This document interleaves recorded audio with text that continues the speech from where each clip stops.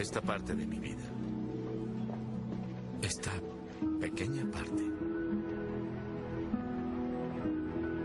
se llama felicidad.